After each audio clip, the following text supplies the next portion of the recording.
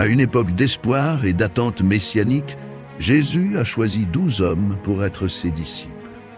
Et Judas Iscario était l'un d'entre eux. Cet homme était destiné à un rôle crucial, mais aussi sombre pour rien.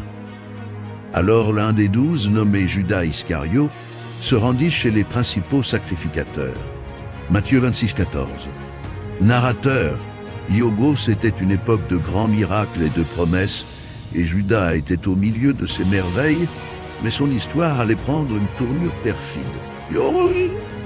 Apprenez l'histoire de l'homme qui a trahi Jésus pour 30 pièces d'argent. Les ombres des Écritures, révélant les mystères les plus profonds et les plus sombres de la Bible. Chiffre de l'ombre, Judas Iscariote. Introduction à traître, le disciple élu. À une époque d'espoir et d'attente messianique, Jésus a choisi 12 hommes pour être ses disciples, et Judas Iscario était l'un d'entre eux. Cet homme était destiné à un rôle crucial, mais aussi sombre. Ougué, alors l'un des 12, nommé Judas Iscariote, se rendit chez les principaux sacrificateurs, Matthieu 26, 14. C'était une époque de grands miracles et de promesses. Et Judas était au milieu de ces merveilles, mais son histoire allait prendre une tournure perfide.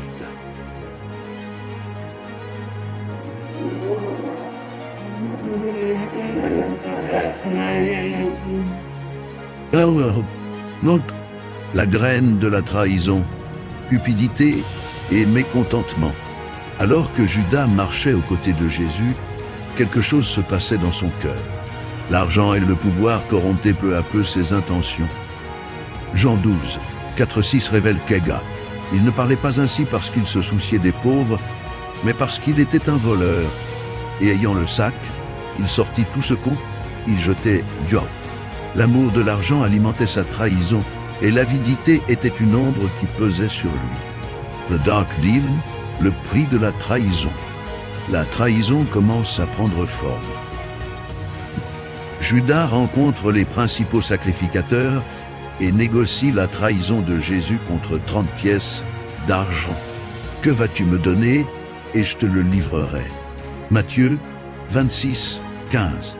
Ce faible prix, comparé à la valeur de la vie du Christ, met en évidence le mépris de Judas pour ce qui était en jeu. L'offre est acceptée et Judas devient un homme marqué par la trahison. La scène, révélation et confrontation. Lors de la scène, l'atmosphère est chargée de tension. Jésus révèle qu'un de ses disciples allait le trahir.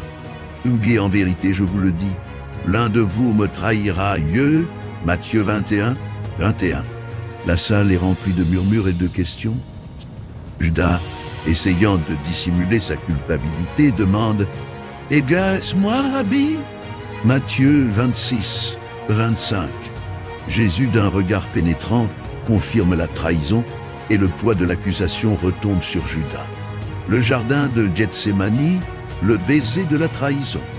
Dans le jardin de Gethsémani, Judas s'approche de Jésus avec un baiser, signe de trahison déguisé en salutation. Et aussitôt, s'approchant de Jésus, il dit « Salut, Rabbi !» Et il embrassa Matthieu 26, 49. Ce baiser, qui devrait être un geste d'amour, devient le symbole de la plus profonde trahison. L'arrestation de Jésus est le résultat direct de cet acte sombre. L'arrestation de Jésus, l'impact de la trahison. Avec le baiser de Judas, l'arrestation de Jésus se concrétise. Eugué, alors ils vinrent, saisirent Jésus et l'arrêtèrent au haut. Matthieu 26, 50. La scène est un tourbillon d'action et d'émotion. Judas, désormais absent, regarde de loin, commençant à ressentir le poids de sa décision. La trahison se réalise et l'avenir de Jésus commence à se dévoiler avec de terribles conséquences. Les remords de Judas, le repentir tardif. Après la condamnation de Jésus, Judas est rongé par le remords. Ougué, alors Judas, le traître, voyant que Jésus était condamné, rapporta l'argent en disant « J'ai péché en livrant le sang innocent. » Matthieu 27, 3, 4. La culpabilité est accablante, mais vos efforts pour réparer le tort sont vains. La tentative de restitution de l'argent est rejetée par les prêtres et Judas, sombre dans le désespoir. Le destin tragique, la pendaison. Les remords de Judas le conduisent à un destin tragique.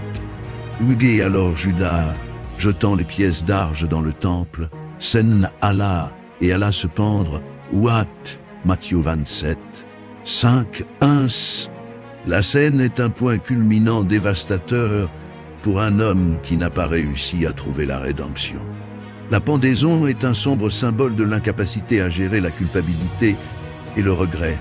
Le chant du potier, l'accomplissement de la prophétie. Les 30 pièces d'argent servent à acheter le champ du potier selon la prophétie. Huguez, et ils prirent les 30 pièces d'argent et les donnèrent pour le champ du potier, comme l'Éternel me l'avait ordonné. Yo, Matthieu 27, 9-10. Le terrain devient un témoignage des conséquences de la trahison et de la réalisation des Écritures. Cette prise de pouvoir est un sinistre rappel de la trahison de Judas et des prophéties accomplies. 10. Le triste héritage impacte sur la communauté des disciples. La mort de Judas laisse une profonde marque sur la communauté des disciples. Ils se réunissent pour trouver un remplaçant. Huguez, et ils prièrent et dirent, « Toi, Seigneur, qui connais le cœur de tous, montre lequel de ces deux tu as choisi Dieu. » Acte 1, 24. Le sombre héritage de Judas pèse lourd sur eux, alors qu'ils cherchent à combler le vide laissé par sa trahison. La leçon de la trahison, avertissement et réflexion. La trahison de Judas est une leçon sur les conséquences de l'avidité et de la déloyauté. Huguez, ne vous y trompez pas, on ne se moque pas de Dieu et eux. Galates 6, 7, 3. Sa vie et sa fin sont un sombre avertissement sur le prix de la trahison et l'importance de l'intégrité. L'histoire de Judas nous met au défi de réfléchir sur nos propres choix et valeurs. L'héritage de Judas dans l'histoire, portrait d'un traître. L'héritage de Judas Iscariote est largement connu comme l'archétype du traître. Son histoire est utilisée dans des sermons et des enseignements pour illustrer les dangers de la corruption morale et de l'avarice. Le nom de Judas devient synonyme de trahison, et sa vie est étudiée comme un exemple des effets dévastateurs de la déloyauté. La psychologie de Judas, motivation et action. La psychologie de Judas offre un aperçu de ses motivations. Qu'est-ce qui a poussé un homme qui marchait avec Jésus à le trahir pour 30 pièces d'argent? L'analyse de ses actes révèle le rôle de l'argent, du pouvoir et de l'insécurité dans sa décision. Comprendre la psychologie de Judas est crucial pour comprendre les complexités de la trahison. La réaction de la société à l'époque, condamnation et impact. Comment la société de l'époque a-t-elle réagi à la trahison de Judas? La sentence a été sévère et immédiate, à l'image de la gravité de son acte. La trahison d'un chef religieux a eu de profondes implications pour la communauté juive et les premiers chrétiens. La réaction de la société met en lumière la gravité de l'acte et ses conséquences durables. Le rôle de Judas dans la rédemption, une partie du plan divin. Même dans sa trahison, Judas joue un rôle dans le plan de rédemption. Son action conduit à la crucifixion et à la résurrection de Jésus, événements centraux pour la théologie chrétienne. L'histoire de Judas s'inscrit dans un plan divin plus vaste, montrant comment même les actes de trahison peuvent s'inscrire dans l'accomplissement des prophéties. L'effet sur la théologie chrétienne, trahison et pardon. La trahison de Judas influence également la théologie chrétienne. Le concept de trahison et de regret est exploré en profondeur. Quel est le rapport entre la trahison de Judas et la vision chrétienne du pardon et de la rédemption? La théologie continue de réfléchir à ces questions, offrant un aperçu de la nature de l'échec et de la rédemption. L'héritage de Judas dans l'art et la culture, représentations artistiques. La figure de Judas Iscariote a été représentée dans diverses formes d'art et de culture. Peinture, pièces de théâtre et littérature explorent sa trahison. et ses regrets. Ces représentations contribuent à maintenir vivante la discussion sur Judas en offrant différentes perspectives sur sa vie et ses actions. Réflexion finale. Que pouvons-nous apprendre? L'histoire de Judas Iscariote est une invitation à la réflexion. Que pouvons-nous apprendre de la trahison de Judas?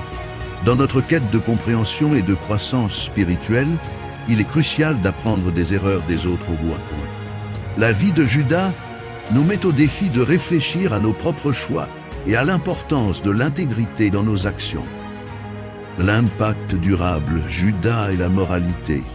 L'impact durable de la vie et de la trahison de Judas résonne encore aujourd'hui. Son histoire continue d'être une référence pour les discussions sur la moralité, la loyauté et la rédemption. L'analyse continue de votre vie et de vos actions offre de précieuses leçons sur la façon de gérer nos propres échecs et défis. Conclusion et préparation pour l'avenir. Alors que nous clôturons notre exploration de la figure de Judas Iscariote, nous vous invitons à réfléchir sur ce que nous avons appris.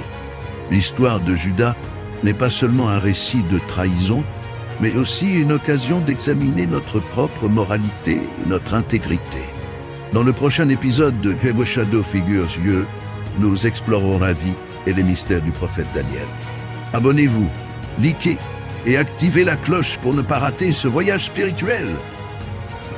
Appel pour la prochaine vidéo. Dans le prochain épisode de Shadow Figures, nous plongerons dans la vie et les prophéties du prophète Daniel. Préparez-vous à explorer les visions apocalyptiques et les secrets révélés par Dieu. Abonnez-vous maintenant. Aimez et activez la cloche pour être sûr de ne pas le faire. Je ne manquerai pas cette suite passionnante de notre voyage à travers les Écritures. Appelez pour aimer et suivre. Si vous avez trouvé cette analyse de la trahison de Judas fascinante, n'oubliez pas de liker et de vous abonner à la chaîne. Activez la cloche pour recevoir toutes nos mises à jour et continuez à explorer avec nous les mystères et les ombres des Écritures. Votre participation est essentielle pour puissions-nous continuer à vous proposer un contenu profond et engageant.